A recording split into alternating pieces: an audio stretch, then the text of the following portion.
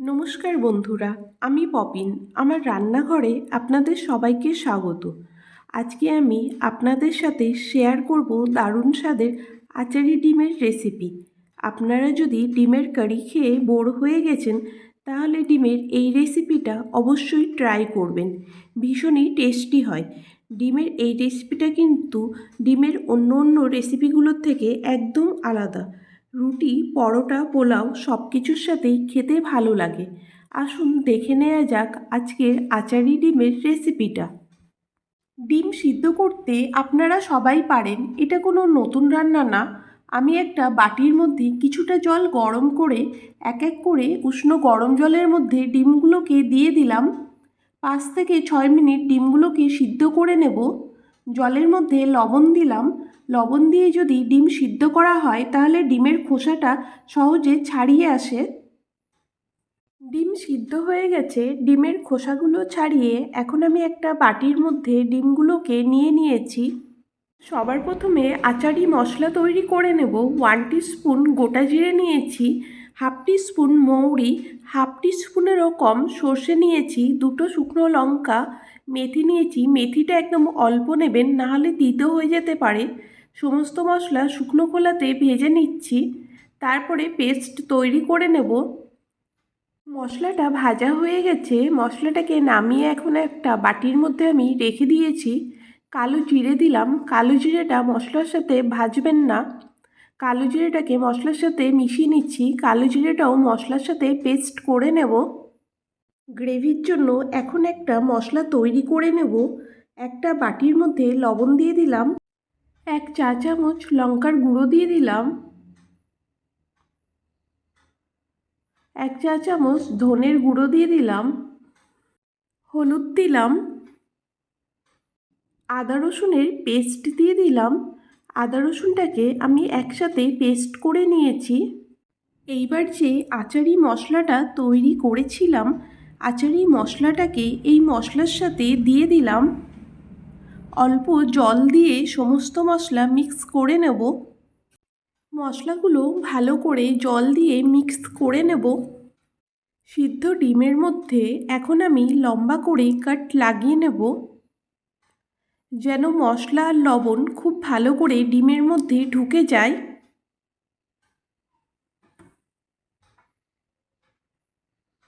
যখন আমরা ডিম ভাজি অনেক সময় ডিম ফাটে, এমনি করে যদি ডিম কাট লাগিয়ে নেওয়া যায় তাহলে ডিম ফাটবে না। সব ডিমগুলো আমি একই রকমভাবে কাট করে নেব। আমি 4টে গোটা শুদ্ধ কাঁচা লঙ্কা নিয়েছি। কাঁচা লঙ্কাটাকে লম্বা করে কেটে নেব। কাঁচা লঙ্কাটা লম্বা করে কাটা হয়ে গেছে। এখন আমি এর মধ্যে যেই আচারি মশলাটা তৈরি করেছিলাম, আচারি মশলাটাকে লঙ্কার মধ্যে ভরে নেব।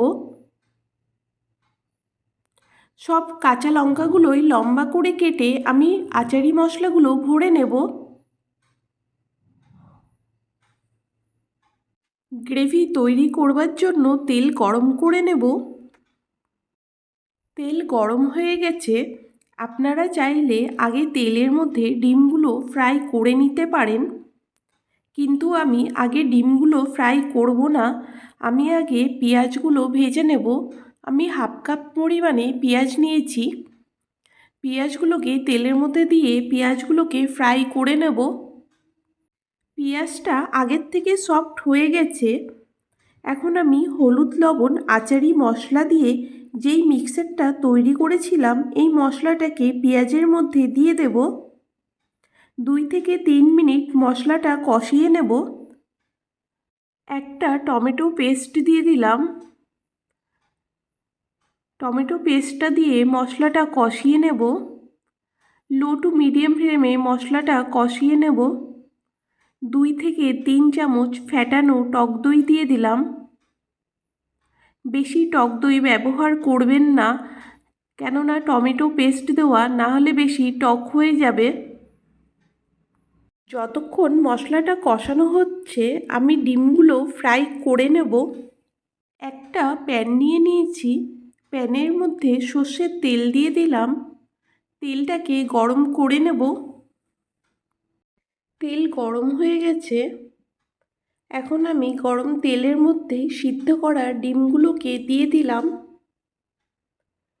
ডিমের মধ্যে লবণ দিলাম। লবণ দিয়ে ডিমটা ভেজে নেব। ডিমটা ভাজা হয়ে গেছে, মশলা কষানো হয়ে গেছে। ভেজে নেওয়া ডিম আর তেলটাকে মশলার মধ্যে দিয়ে দিলাম। এমনি করে রান্না করলে গ্রেভির টেস্টটা ভালো হয়। সমস্ত কিছু ভালো করে মিশিয়ে নিচ্ছি। আমি 2 কাপ পরিমাণে উষ্ণ গরম জল দিলাম। আপনারা গ্রেভিটা যেমন রাখতে চান সেই আন্দাজে জল ব্যবহার করবেন। আপনারা রান্নার প্রথমে ডিমটা ভেজে ব্যবহার করতে পারেন, কিন্তু এমনি করে রান্না করলে টেস্টটা বেশি ভালো হয়। ঢাকা দিয়ে রান্নাটা করে নেব। মিডিয়াম টু লো ফ্লেমে 4 থেকে 5 মিনিট রান্নাটা করে নেব। 5 মিনিট পরে আমি ঢাকনাটাকে খুলে নিচ্ছি। কাঁচা লঙ্কার মধ্যে যেই চাট মশলা দিয়েছিলাম, কাঁচা লঙ্কাটাকে গ্রেভির মধ্যে দিয়ে দিলাম। ধনেপাতা কুচি দিয়ে দিলাম। ধনেপাতাটা দিয়ে আরও 2 মিনিট রান্নাটা করে নেব। এই ডিমের রেসিপিটা ডিমের অন্য রেসিপিগুলোর থেকে একদম আলাদা।